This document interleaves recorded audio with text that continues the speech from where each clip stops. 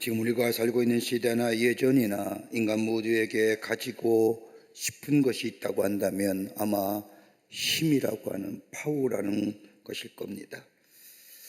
힘을 갖고자 하는 마음의 내면에는 다름이 아니라 다른 사람을 지배하고자 하는 마음, 다른 소유하고자 하는 마음, 더 나아가 자신을 과시하고자 하는 마음이 그 속에 내포해 있기에 힘을 갖기를 원하고 또 숭배하는 것이 아닐까 생각이 됩니다.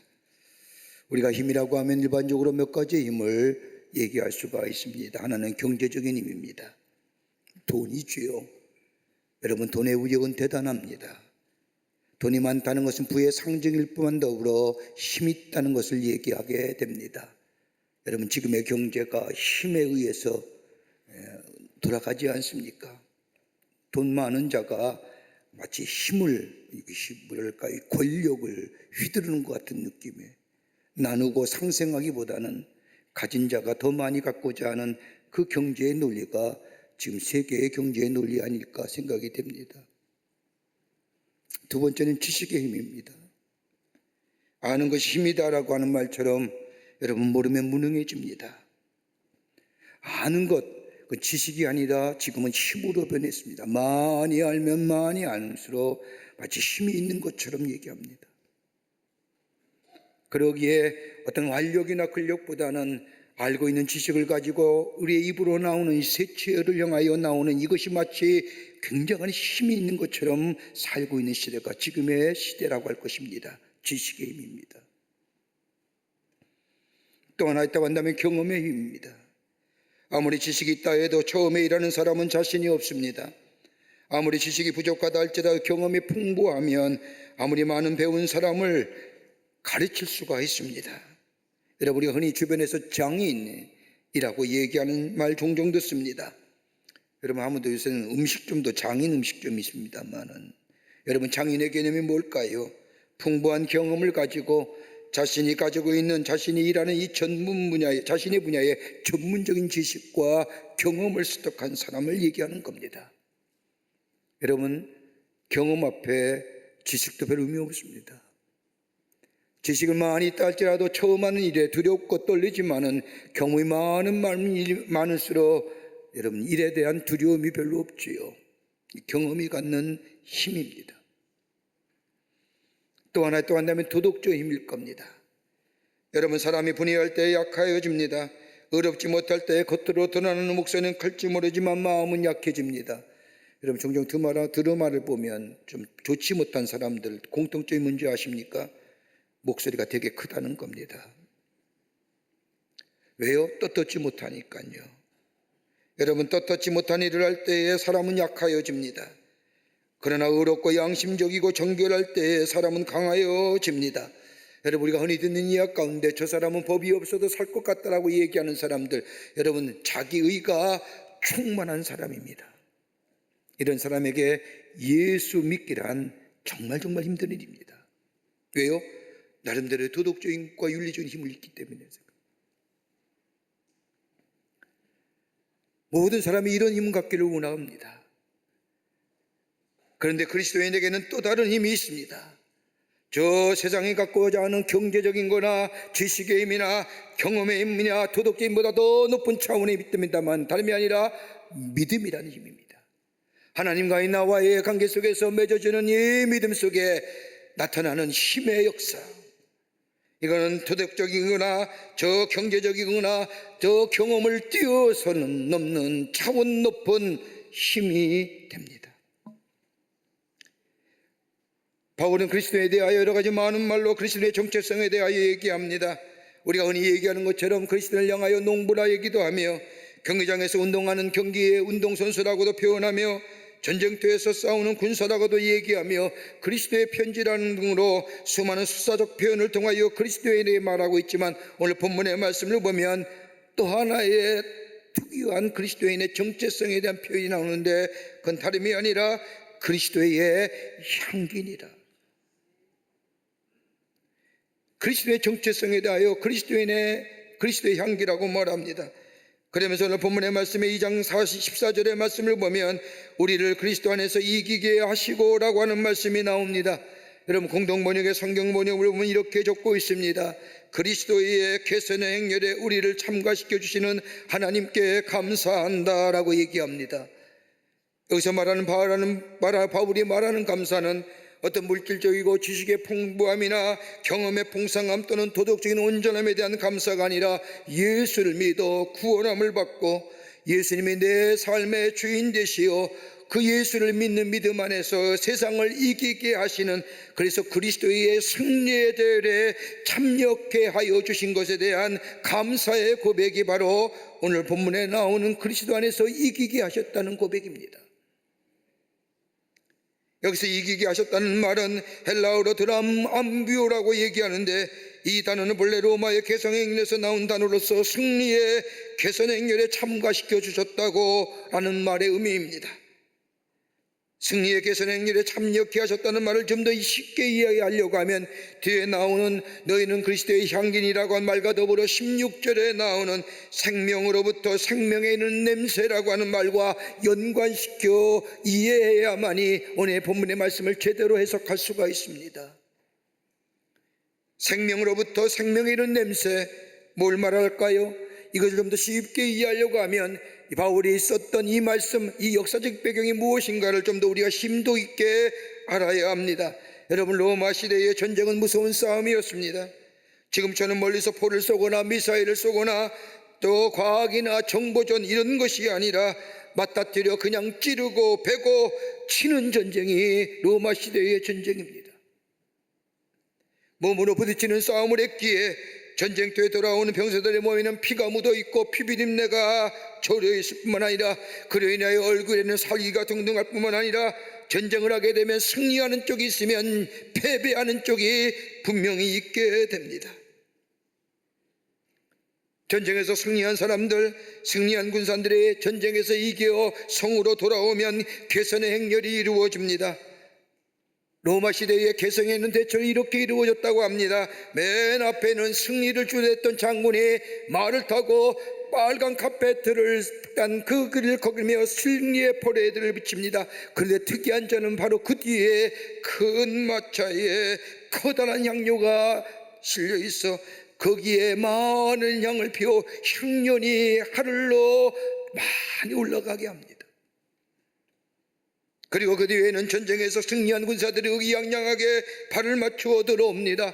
그리고 그들의 뒤에는 패전한 군사들, 전범들, 포로들이 쇠사슬에 묶여 간신히 걸음을 옮기면서 끌려 들어옵니다. 그리고 마지막에는 패전국으로부터 빼앗은 전리품들을 마차에 실려 들어옵니다. 이게 로마 시대의 개선의 행렬입니다. 바울은 그것을 보면서 그리스도의 삶에는 마치 저 개선의 행렬과 같은 삶이구나 하면서 오늘 본문에 말씀했습니다. 여러분, 이 개선의 행렬에는 중요한 것이 있다고 한다면 마차에 실려있는 큰 향료에 향을 피워 연기처럼 냈다는 이것, 여러분 어떤 모습일까요? 여기에는 몇 가지의 중요한 요소가 담겨져 있습니다. 하나는 위생적 요소입니다. 싸움으로 인하여 생긴 피비린내와 더불어 승리의 행진을 하면서 향을 피워 전쟁에 참여한 군사들을 위로하는 겁니다. 그리고 죽은 병사들을 위로하고자 하는 겁니다. 피비린내를 맡으면서 살기가 올라옵니다. 미운 마음이 생깁니다. 복수심이 생깁니다. 이러한 마음을 없애기 위하여 큰 향료에 마차를 싣고 향을 피우며 향내를 피우며 들어오는 겁니다. 향유에서 향내가 올라오고 많은 사람들이 모여 환호성을 올리고 전쟁에 승리한 병사들을 환영합니다. 여러분, 향내 앞에서 기뻐하는 사람들은 이긴 사람들이요, 승리자요, 승리한 사람들과 뜻을 같이 한 사람들이 기뻐합니다. 여러분, 그 향내를 맞으면 어떨까요? 용기가 나는 겁니다. 그 향내는 생명을 이루게 합니다. 기운 어떤 사람도 이 승리의 향내를 맞으며 기운이 솟아오릅니다. 생명적 역사가 일어납니다.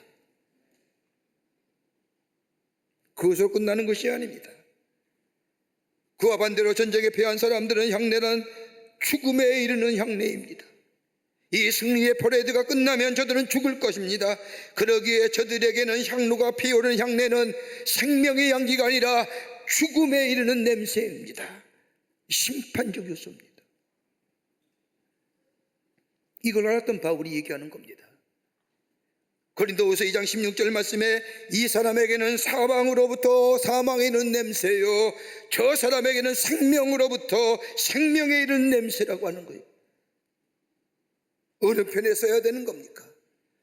내 안에 생명의 역사가, 생명의 향기가 되려고 하면 생명에 이르는, 생명으로부터 생명에 이르게 하는 향내 쪽에 서야 될 터인데, 오늘 바울은 직접적으로 저 사람이냐 이 사람이냐 얘기합니다.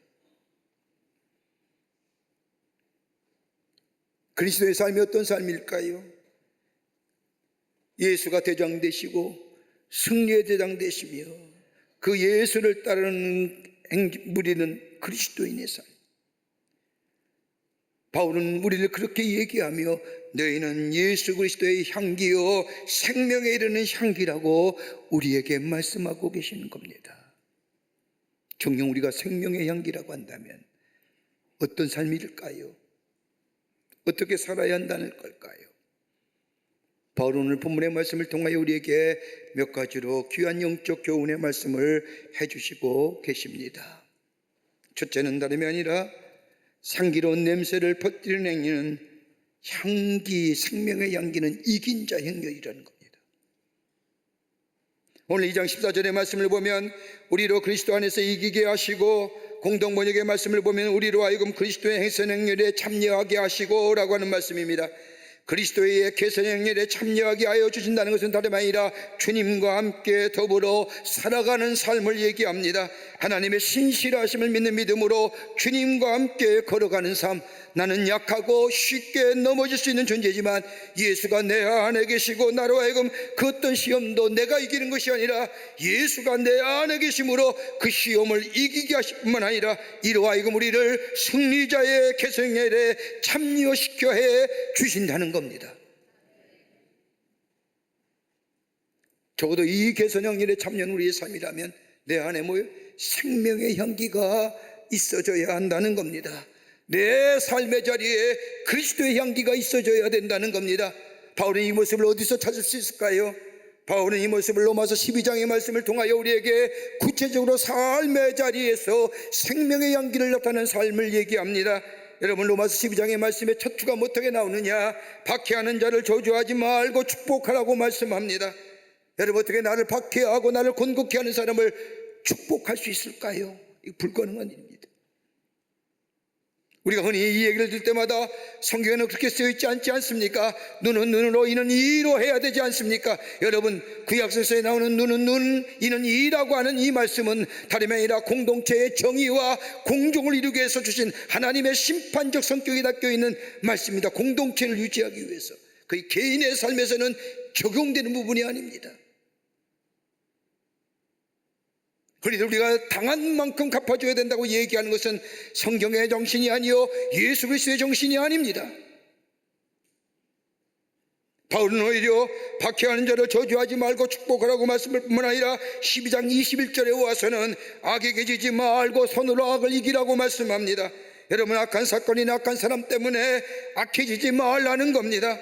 여러분, 사탄의 전략은 인간에게 악한 걸로 보여주고 악한 것을 체험케 함으로써 사람으로 하여금 악에 빠지도록 하는 것, 더 나아가 악에 대하여 아무런 느낌을 가지지 못하게 만드는 거예요.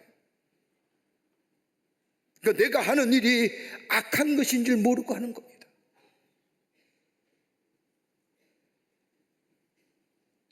그리고 전국적으로 그리스도인이 할지라도 믿음이 흔들리게 할 뿐만 아니라 믿음이 흔들리면서 하나님의 존재를 부정하게 만들 뿐만 아니라 더 나아가 하나님을 떠나가 살도록 만들어줍니다. 그렇게 바울은 악에게 지지 말고 손으로 악을 이기라는 겁니다. 여러분, 우리가 비록 악한 세상에 살지만 우리가 악해져서는 아니 된다는 겁니다. 어떠한 미움을 당하고 살아도 내 마음에 미워와서는 마음이 되어서는 안 된다는 겁니다. 아무리 어둡고 악한 세상이라 할지라도 우리의 마음에 평안함에 흔들림이 없어야 한답니다. 그게 바로 악에게 지지 말고 손으로 악을 이기는 겁니다. 여러분, 악이 무엇일까요? 교부시대의 신학자였던 아우구스티스는 악에 대하여 이렇게 얘기합니다. 악이 무엇이라고 하는 물음에 악은 선의 결핍입니다. 악하다는 것이 선이 결핍되었다는 겁니다. 여러분 가만히 보세요.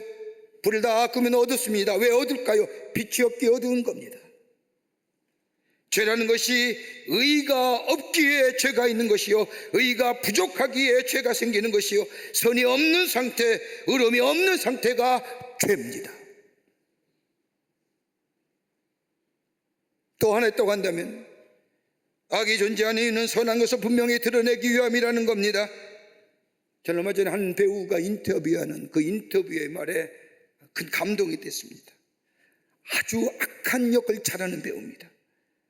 그래서 한 기자가 찾아와서 묻습니다. 어떻게 당신은 그렇게 악한 연기를 잘합니까? 라고 묻자 이 배우가 대답하기를, 내가 악한 연기를 잘하면 잘할수록 선한 것이 드러나게 됩니다. 선한 것이 분명히 드러나기에 악한 연기에 열심을 다합니다.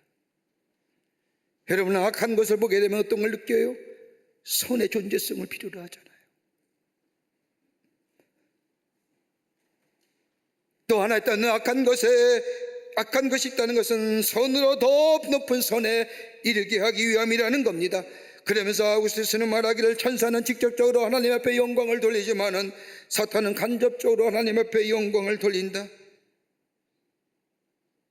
하나님의 놀라운 능력과 지혜 그리고 초월적인 역사에서 볼 때는 악은 선을 더 높은 선으로, 의를 더 높은 의로운 것으로 나타내기 위함이라는 겁니다. 여러분 역사를 보십시오. 그렇지 않습니까? 인류의 역사가 그 얘기를 하는 겁니다. 그러기에 바울은 얘기합니다. 너희가 정령 생명의 양기 예수 그리스도의 승리되사 되시는 예수 그리스도를 따르는 생명의 양기라고 한다면 악에게 지지 말라는 겁니다.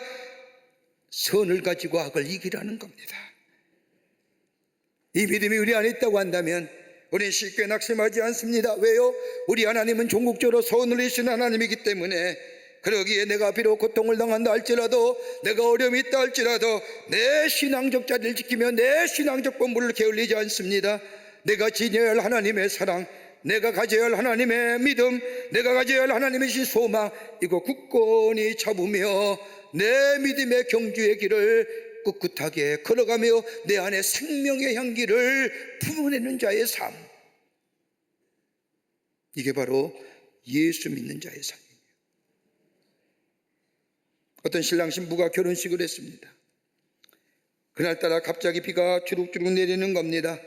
결혼식을 마치고 신혼여행을 가야 하는데 비가 오니 구질구질하고 비를 맞게 되었습니다.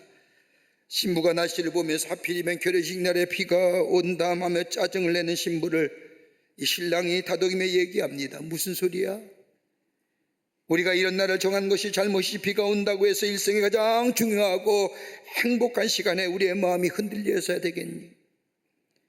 당신이 나를 사랑하고 내가 당신을 사랑하면 됐지, 비 때문에 오늘같이 귀한 날 우리의 마음이 상했어야 되겠어. 그러면서 신랑이 신부를 위로합니다. 쏟아지는 비를 맞으며 신혼여행 목적지에 도착했습니다. 방 안에 들어가보니 불을 켜보니 오히려 비가 오는 것이 더 아늑합니다. 비가 오기에 나 밖에 나돌할 이유가 없습니다. 두려워부탁에 신혼의 첫날밤을 지내는 겁니다. 분위기가 좋습니다. 그때 신랑이 얘기합니다. 보시오, 얼마나 행복하고 기쁜 시간이에요. 악에게 지지 말고 손으로 악을 이기라는 말씀, 어떤 경우를 만나든지 우리의 마음이 평온해야 됩니다. 왜요? 하나님이 우리와 함께 하실 뿐만 아니라 우리 하나님은 합력하여 선을 이루어주시는 하나님이시기에 그 믿음이 우리 안에 있게 될 때에 우리는 악에 넘어지지 아니하고 악에 주지 아니하고 하나님이 주시는 평안함과 더불어 기쁨이 넘쳐난 예수 그리스도를 따르는 생명의 역사를 누리며 사는 생명의 향기를 드러내며 또 증거하는 하나님의 백성의 삶으로 살아가게 되는 줄 믿습니다. 두 번째는 생명의 향기는 모든 시련을 통과한 자들의 행렬이라는 겁니다. 모든 시련을 통과하는 겁니다. 승리의 행선의 행렬에 참여한 사람은 전쟁터에서 죽음의 시련, 모든 공포와 두려움의 고통을 이긴 자들입니다. 여러분, 전쟁터에서 그 참혹성, 그 참담함, 죽음 앞에 두려움, 언제 죽을지 모르는 시시각각 다가오는 죽음의 어두운 그림자, 여러분 그걸 이긴다는 것이 보통 쉬운 일이 아닙니다. 보통 어려운 일입니다. 그걸 이긴 자입니다. 여러분, 우리 그리스도인의 궁극적인 신앙의 목적이 뭘까요? 이 땅에서 잘 살고 잘 먹고 잘 되는 삶이 우리의 신앙의 생활의 목적이라면 우리 기독교만큼 천박한 종교는 없을 겁니다. 그것이 답니까? 우리가 믿는 믿음이 이 땅에 잘 먹고 잘 살고 편안한 삶, 내 자녀들이 잘 되고 내 가정이 잘 되는 것이 내 삶의 신앙의 목적이란다면 우리만큼 다른 종교와 같은 종교가 천박한 종교입니다. 그런데 우리 기독교가 다른 점이 있으면 뭐예요? 비록 이 땅에 일이 어렵고 힘들다 할지라도, 내 삶이 비록 곤고하다 할지라도, 우리의 삶이 이 땅에서 다하는 날 저 하나님이 약속하신 저 영원한 나라, 저 소망의 나라, 그것이 우리 가운데 약속을 잊지 않습니까? 그러게 요한계시록 7장의 말씀을 보면 구원받은 우리가 어린 양 앞에서 흰 두루마기를 입고 종려나무 가지를 흔들며 찬양하는 장면이 나옵니다. 요한계시록을 쓴 저자인 요한이 천사에게 묻습니다. 저 사람들이 누구입니까? 그러자 말합니다.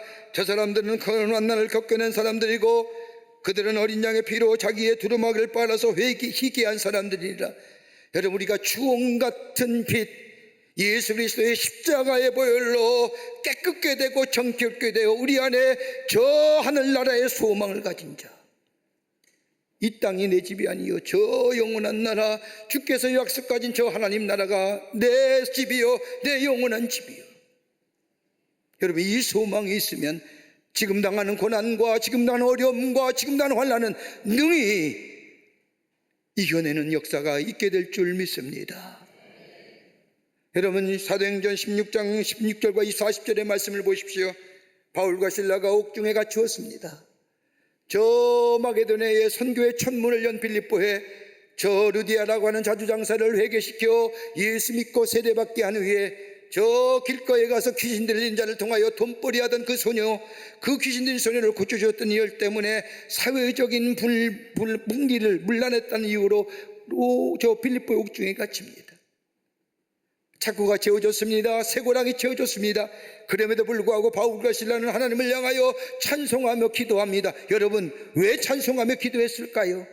옥문이 열려지길 기도했을까요? 하나님은 빨리 나가게 해달라고 기도했을까요? 옥문이 갑자기 무너지는 역사가 있게 해달라고 그거 기도 아닐 겁니다. 바울이 기도했던 것은 단 한 가지입니다.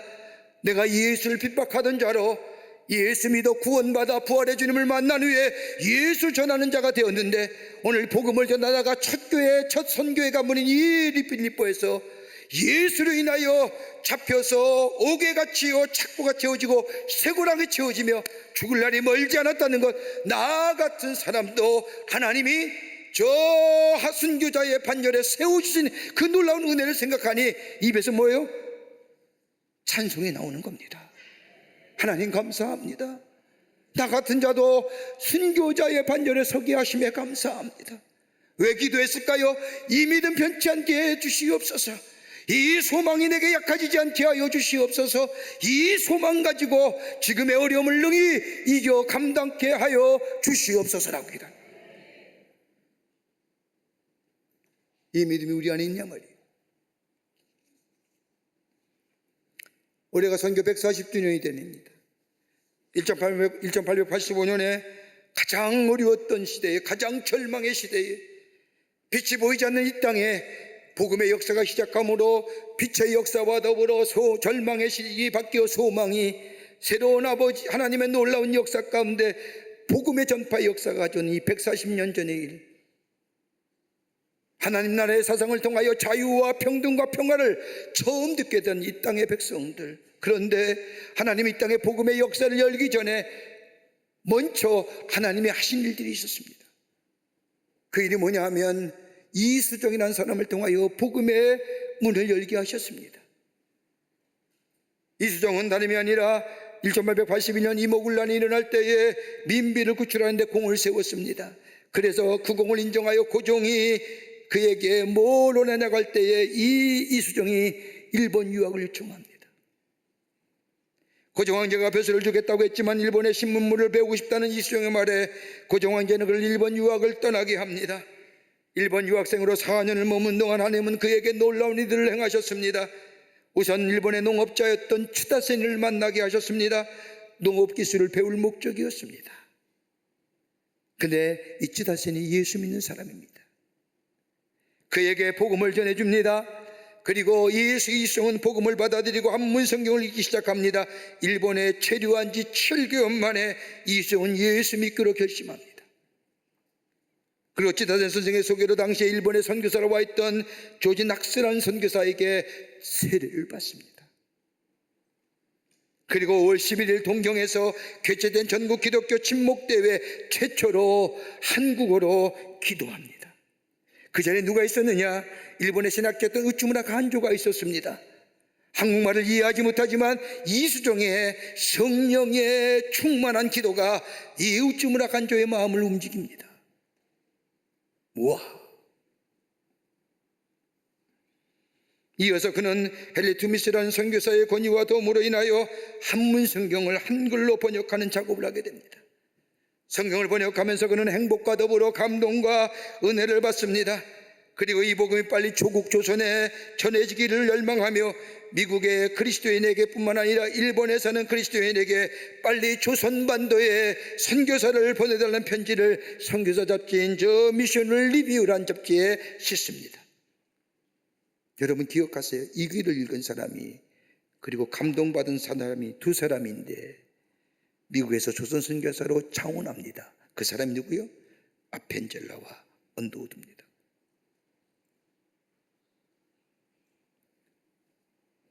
(1880년 2월) 이수정은 우선 한문 성경인 마가복음을 한글로 번역을 마칩니다. 이 마가복음이 1885년 2월에 일본 성서공회에서 인쇄가 됩니다. 그해 4월 조선 선교를 위해 일본에 도착한 아펜젤라와 언더우드가 이수정이 번역한 마가복음의 성경을 들고 인천의 제불포항에 도착한 겁니다. 놀랍지 않습니까? 하나님이 이 땅에 복음의 역사를 읽기 위해서 일하시고 계시던 거예요. 그러면서 그는 계속해서 누가복음과 마가복음, 요한복음의 말씀을 번역하다가 요한복음 14장의 말씀을 번역하는데 그의 마음속에 성령의 충만함이 다가오자 임하자 오열하면서 울기 시작합니다. 그러면서 그는 이렇게 얘기합니다. 기독교의 핵심은 다른 것이 아니라 하나님이 내 안에, 인간 안에, 인간이 하나님 안에 거하는 감동의 이치가 기독교다라고 해서 신인상 감질이라고 하는 단어를 만듭니다. 그리고 동경 유학생들, 얼마 되지 않는 조선반도에 넘은 동경 유학생들에게 복음을 전하며 주일마다 예배를 드리며 그 예배의 초소가 지금의 동경 한인교회의 전신입니다. 일본 유학생으로 4년을 머무는 동안 그는 열심히 복음을 전하고 한문 성경을 한글로 번역하다 4년이 되어 조선반도로 돌아옵니다. 돌아오자마자 뭐예요? 세국파들에게 잡혀서 기독교 신앙을 전례했다는 이유 때문에 44살 나이로 44세 나이 울산에서 목베어 죽습니다. 복음의 역사가 그냥 이루어진가요? 이 땅의 복음의 역사가 한국 개신교의 선교의 역사가 저절로 이루어진 게 아닙니다. 한 사람의 뜨거운 믿음이 고난과 역경을 이겨낸 한 사람의 생명의 향기가 향내가 되어 이 땅에 퍼져지게 될 때에 오늘 이 한국교회가 한국 개신교회가 이 땅에 세워진 줄 믿습니다. 생명의 향기 어떤 거예요? 고난과 신을 이긴 자가 내는 뿜어내는 향기. 냄새가 아닙니다. 그 향기입니다. 고개를 돌리는 냄새가 아니라 가까이 가는 향기입니다. 이런 자가 예수 그리스도의 주를 따르는 우리를 생명을 살리시고 우리에게 생명을 주신 승자 되시는 예수 그리스도를 따르는 생명의 그리스도인, 향기나는 그리스도인의 삶이 되는 줄 믿습니다. 끝으로 생명의 향기는 생명을 삶으로, 생명의 향기는 생명으로 삶을 인도하는 거예요. 전쟁터에 돌아와 승리에 대열한 참여한 사람은 죽은 사람이 아닙니다. 참된 생명을 소유한 사람입니다. 그러기에 그들은 참된 기쁨을 소유한 사람들입니다. 여러분 생각해 보십시오. 피비린내 나는 전쟁터에서 치고받는, 베고 싸고 싸매고 자르고 이런 전쟁터에서 살아남은 어디요? 살아나왔다는 자체가 기쁨 아닐까요? 그 기쁨이 보통 기쁨일까요? 참된 기쁨 아닐까요? 여러분, 그리스도의 삶은 있어서 기쁨이 아니라 없어서 부족함이 아니라 예수 그리스도를 믿는 그 하나만이라도 내 안에 참된 기쁨. 저 바울이 얘기한 것처럼 내가 연약할 때에도, 내가 예수를 모른다고 비날 때에도, 예수를 원수 삼을 때에도 하나님의 사랑이 여전히 나에게 함께 하시어 나를 구원하시고 종래 나를 하나님의 사람을 세워주셨던 그 하나님의 놀라운 은혜와 사랑이 변함이 없는 신실하신 사랑, 나를 새롭게 함. 그렇다고 한다면 우리 안에는 참된 기쁨이, 썩어지지 않을 기쁨. 옛날에는 저 냄새나는 것이었지만 지금 향내나는 삶으로, 저 예전에는 죽음의 자리였지만 생명의 사람. 그러기 오늘 고린도후서 2장 16절 말씀에 이 사람에게는 사망을 쫓아 사망에 이르는 냄새요 저 사람에게는 생명으로 쫓아 생명으로 이르는 냄새라 누가 이것을 감당하리요? 라고 하느니, 적어도 바울의 이 말은 너희가 예수 그리스도인이여 생명으로 옮겨 생명의 향기를 나는 삶이란다면 너의 삶이 다른 사람을 살리는 삶이 되어야 되지 않겠느냐라고 하는, 오늘 그 말씀하시는 겁니다. 나만 냄새가 품품품 나는 게 아니라, 여러분 좋은 냄새 맡으면 어떨까요? 기쁘잖아요. 좋은 냄새 나면 뭐예요? 따라가잖아요. 저도 이렇게 길거리 가다가 향기 좋은 냄새 나면 쫓아가게 되던데 나중에 보니까 여자 향수도구만요. 냄새는 뭐예요? 피하게 되잖아요. 냄새는 꺼려하게 되잖아요. 우리를 향하여 향기라는 겁니다. 누구요? 예수 그리스도의 향기예요. 내 안에 구원의 감격이 있습니다. 하늘나라의 소망이 있습니다. 주님이 내 안에 계십니다. 나를 매일매일 새롭게 하여 주십니다. 이 향기를 가지고 다른 사람을 살리는 향기, 생명의 향기. 이 생명 향기는 진짜 이런 사람에게는 한결같습니다. 감정에 치우치지 않습니다. 경제나 지식이나 경험이나 도덕적 견해에 따라나 숭상하는 삶이 아니라 하나님의 은혜를 구하며 그 은혜가 나를 매일매일 새롭게 하며 겸손한 믿음의 자리에서 내 안에 지속적으로 향기, 생명의 향기가 품품품품 솟아나는, 그래서 그 향기를 맡는 자마다 소생케 하는 역사. 이게 바로 오늘 바울이 너희는 예수 그리스도의 향기니라, 그것도 생명의 향기니라. 오늘 우리 이 믿음의 정체성을 가지고 이 어두운 가운데 빛의 존재로, 냄새나는 이곳에 향기나는 존재로 예수 그리스도를 증거하며 사는 여러분과 저와 되시기를 주의 이름으로 축원합니다. 하나님 감사합니다. 저희들 주께서 사랑해 주셔서 하나님의 자녀 삼으심에 감사합니다. 우리를 그리스도의 제자로 삼으시고 향기나는 존재로 삼아주심에 감사합니다. 이 향기가 다른 사람을 살리는 향기 되게 하여 주시며 생명의 향기가 되게 하여 주시옵소서. 이 땅에 하나님 나라가 세워지게 하여 주시옵소서. 예수님의 이름으로 기도하옵나이다. 아멘.